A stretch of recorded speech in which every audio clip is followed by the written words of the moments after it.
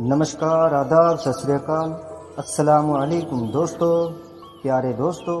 आज हम आप लोगों के सामने उत्तर प्रदेश की लोक कथा कलियुगी पति भक्ति लेकर हाजिर हुए हैं।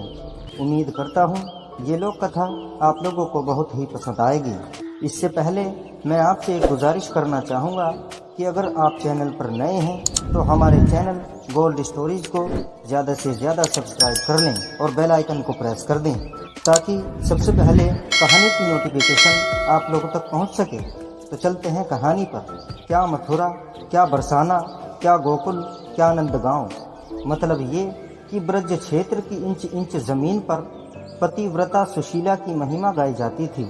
लोग कहते कि अगर साक्षात पवित्रता नारी के दर्शन करना चाहते हो तो देवी सुशीला के दर्शन करो। थी भी यही बात।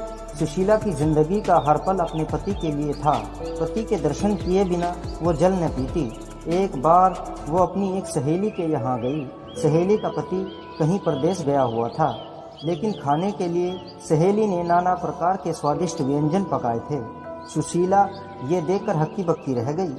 वो तो पति की अनुपस्थिति में एक बूंद तक ग्रहण करने की बात न सोच सकती थी, इसलिए उससे न रहा गया।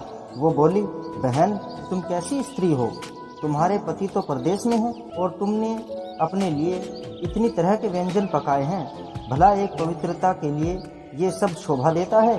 सच्ची पवित्रता तो वो है जो पति को देखे बिना जल तक न पिए। सुशीला की सहेली बड़े मुंहफट स्वभाव की थी, दिल की भी वह बड़ी साफ थी। बोली, बहन सुशीला, ये सब ढकोसलेबाजी मुझसे नहीं चलती।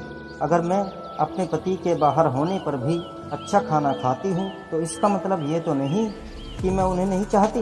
मैं तो जैसी खुश उनके सामने रहती हूँ वैसी ही उनके पीछे भी रहती हूँ। अगर कोई मुझ पर उंगली उठाने पर ही तुला होगा तो उसे मैं रोक नहीं सकती। बाकी ये तो सिर्फ मैं जानती हूँ या मेरे पति कि हम एक दूसरे को कितना चाहते हैं। सहेली के इस जवाब से सुशीला जल भुन कर रह गई। उसने मुँह चिनिया कर कहा, ये तो सब ठीक है, लेकिन तुम पतिव्रता नहीं हो। पतिव्रता स्त्री के लिए शास्त्रों में लिखा है कि पति की गैरहाजिरी में वो जल तक न पिए।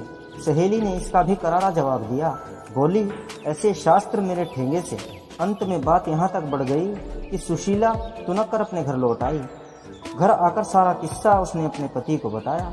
पति भी सुशीला को बहुत चाहता था और उसकी निष्काम पति भक्ति से बहुत प्रभावित था। फिर भी कभी कभी उसे यह जरूर लगता था कि ये सब ढोंग है। अगर पति एक महीना तक घर पर न रहे तो क्या कोई स्त्री बिना अन्न पानी के एक महीना तक रह सकती है? और उसे लगा कि ये बिल्कुल असंभव है। अगर कोई जिद्दी स्त्री इस बात पर अड़ ही जाए तो जीवित नहीं रह सकती। ये सोचकर पति ने सुशीला की परीक्षा लेने का विचार बनाया।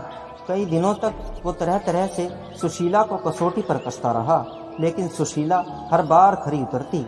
कभी वो स्नान देर से करता तो कभी खेत से दोपहर ढले लौटता। कभी कभी तो ऐसा होता कि पड़ोसी थाली तक सामने होने पर वो बहाना बनाकर बाहर निकल जाता और दिन ढले लौटता। लेकिन सुशीला ने कभी भी पति के खाने से पहले पानी तक न पिया। एक दिन सुशीला के पति ने कहा, आज मेरा मन खीर और पुआ खाने का हो रहा है, इसलिए खूब इलायची गरी डालकर पुए और चिरौंजी किशमिश केसर डालकर खीर बनाओ। ये दोनों चीज़ें सुशीला को भी बड़ी प्रिय थी, इसलिए खूब मन लगाकर उसने ये चीज़ें बनाई।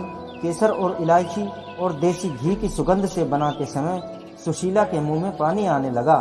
चीज़ें बना चुकने के बाद सुशीला ने अपने पति से झटपट स्नान कर लेने को कहा, लेकिन पति को तो उस दिन धैर्य की परीक्षा लेनी थी, इसलिए काफ़ी देर तक वह ढील डाले रहा और टालता रहा।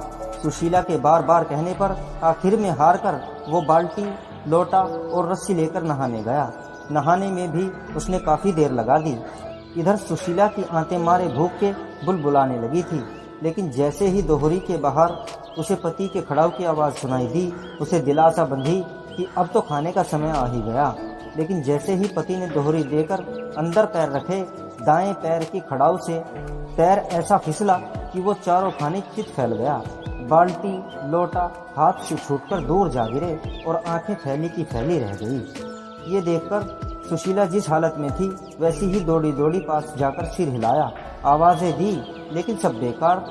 पति अगर जिंदा होता तब तो बोलता, लेकिन उसके तो प्राण पखेरु उड़ चुके थे। इसलिए भला वो कैसे बोलता। सुशीला की आंखें डबडबा आईं और गला भरकर आया। उसका मन हुआ कि धाड़ मारकर रो पड़े, लेकिन तभी उसे खीर और पुए का ध्यान हो आया। उसने सोचा कि पति अब मर ही गए हैं, रोने से जी तो पाएंगे नहीं। हाँ, आस पड़ोस के लोग जरूर जुड़ जाएंगे और तब खीर पुए खाने का मौका तो मिलने से रहा।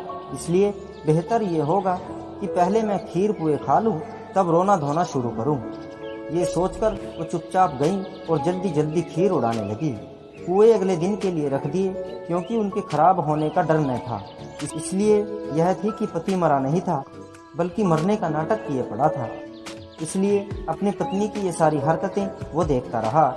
जब सुशीला खीर खूब जी भरकर खा चुकी तो झटपट मुंह धोया और लंबा सा घूंघट निकालकर पति के पास गईं और सीने से चिपट कर रोने लगी। रोने के साथ साथ वो ये भी कहती जाती थी, तुम तो चले पर धाम को, हम हूँ सू कुछ बखों कहो।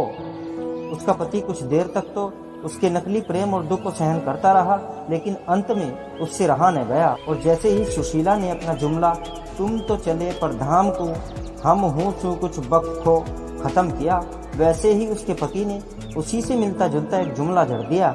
पति का जुमला इस प्रकार था, खीर सड़ोपा करी तो कूनू कू तो चख खो। अब तो सुशीला की ऐसी हालत हो गई कि काटो तो खून तक न निकले। उसे क्या पता था कि उसका पति नाटक किए पड़ा है और उसकी परीक्षा ले रहा है।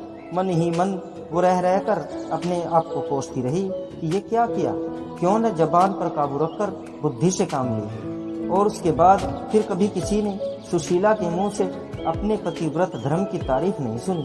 पहले जैसी डींगे हाँकना अब सुशीला ने बंद कर दिया था। तो प्यारे दोस्तों, कहानी अगर आपको पसंद आए तो लाइक और शेयर कीजिएगा और हमारे चैनल को सब्सक्राइब जरूर कीजिएगा। बहुत बहुत शुक्रिया।